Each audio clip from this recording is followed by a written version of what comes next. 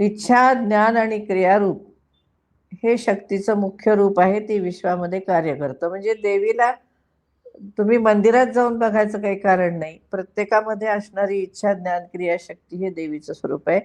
तिला मायाशक्ती असं पण म्हटलंय. आणि त्यामुळे भौतिक आणि मानसिक स्तरावरती आत्म्याला विश्वाचा प्रत्यय येतो. अभिनव गुप्ताचा जो तंत्रसार नावाचा ग्रंथ आहे, त्यामध्ये या संकल्पना आहेत. परमात्म्याची जी सर्वतंत्र स्वतंत्र शक्ती आहे, तिला आनंद शक्ती असं म्हणतात. त्याच्या दैवी आश्चर्याची जाणीव म्हणजे इच्छाशक्ती होय आणि भावभावनांच्या अतीत राहून जाणून घेण्याची शक्ती म्हणजे ज्ञानशक्ती होय.